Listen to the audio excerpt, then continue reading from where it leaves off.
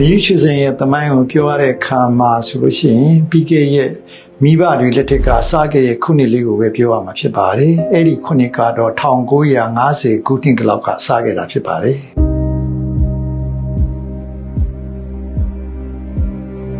မိဘတွေကနေရှိစဉ်ဆေးရှင်နာလုပ်ငန်းကိုအမွေဖြစ်လေးပေးခြင်းနဲ့ဆိုတော့ကိုတိုင်ကလည်းပဲဒီလုပ်ငန်းပေါ်မှာနားလေအောင်ပရိဆရာအဖြစ်သင်တန်းနေတက်ခဲ့ရပါတယ်။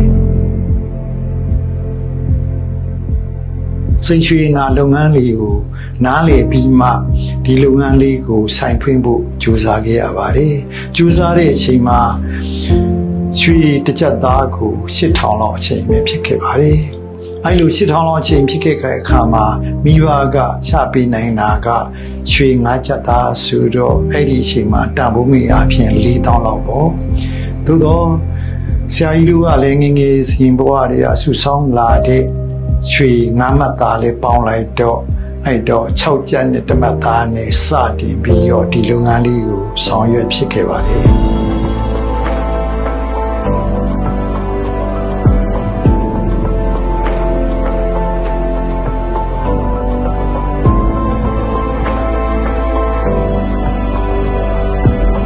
customer တွေကိုတော့ဝန်ဆောင်မှုပေးရမှာတွင်အစိုးရကထုတ်ပြန်ထားရဲ့နော်တတ်တူတွင်ရွှေဥပဒေအရလည်းတဲ့စနစ်တကျရှိရမယ်ကိုကလည်းပဲ customer တွေကိုပေးနိုင်တဲ့အခွင့်အရေးမှန်သမျှကိုအစွမ်းကုန်ပေးဖို့ဆောင်ရွက်ထားပါတယ်ရောင်းသူနေရာကနေပြီမဲ့ကိုတိုင်ကဝယ်သူနေရာကနေပြီးတော့ဒီရွှေဆိုင်မျိုးကဒီလိုcustomer တွေအကြိုက်နဲ့ customer တွေအတွက်အဆင်ပြေဆုံးအကောင်းဆုံးဖြစ်အောင်ဝန်ဆောင်မှုတွေဆက်လက်ပေးပါမယ်လို့ပဲဆုံးဖြတ်ထားပါတယ်မင်္ဂလာပါကျွန်တော်ဒေါက်တာဟိန်းသူပါနယူးရွှေစင်ရွှေဆိုင်ရဲ့ MD တယောက်ပါကျွန်တော်တို့ရဲ့နယူးရွှေစင်ရွှေဆိုင်ကို1950အဖိုးတွေလက်ထက်တည်းကစတင်ခဲ့တာပါ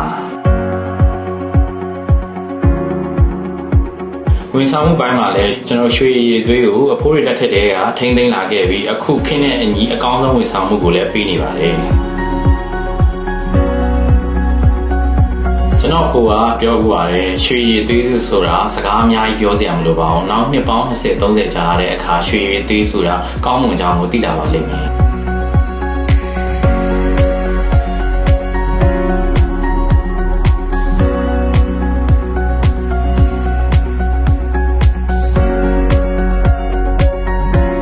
ယုံကြည်မှုနဲ့ရွှေရည်တွေကိုဆက်လက်ထိန်းသိမ်းရင် customer တွေရဲ့ဝန်ဆောင်မှုကိုအကောင်းဆုံးပေးဆောင်သွားမှာဖြစ်ပါတယ်ခင်ဗျာဒီမှာပါရှင်ဒီဖြစ်နေမှာလို့ပါတယ်ရှင်ရောတဲ့လက်တက်တာတယ်ဈေးနှုန်းလဲမှတ်ကန်တဲ့အတွက်ဝယ်ရတာစိတ်ချမ်းသာမှုရှိပါတယ်မိဘတွေလက်ထက်ကလေးရဆိုတော့နှစ်ပေါင်း50နီးကြော်ကြော်ဖြစ်သွားပါတယ်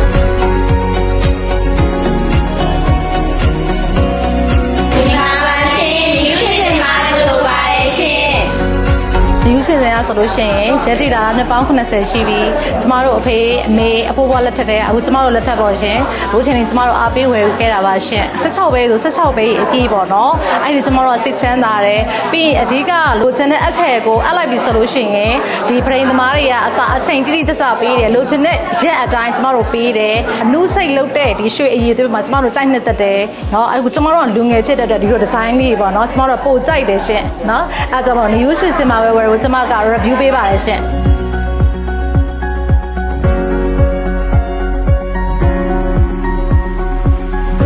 မင်္ဂလာပါရှင်နယူးရွှေစင်မှာကြိုဆိုပါတယ်ရှင်ကျွန်တော်နာမည်စိုးကျော်သူပါနယူးရွှေစင်မှာတောင်ပေါ်ထမ်းဆောင်တာအနှစ်30ကျော်ပါပြီကျွန်တော်နာမည်တော့မင်္ဂလာပါဒီဆိုင်မှာခေါ်တော့ဝတ်တုလို့ခေါ်ပါတယ်နာမည်ကြီးကတော့အောင်မျိုးလင်းလို့ခေါ်ပါတယ်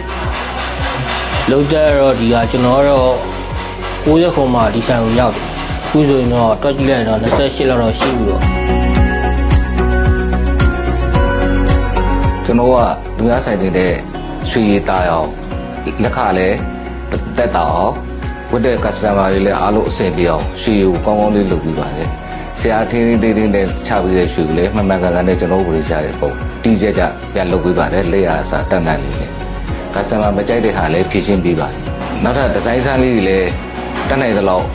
ဉာဏ်ရှိသလောက်တော့ထုတ်မှာပါအားလုံးဟိုကဧည့်သည်တွေကယူလာတဲ့နမူနာတွေလည်းကိုက်ညီအောင်ထုတ်လုပ်ပြီးပါတယ်ကျွန်တော်တို့ပြည်ဆရာတွေကအားလုံးဧည့်သည်အဆင်ပြေအောင်လို့လုပ်ပြီးပါ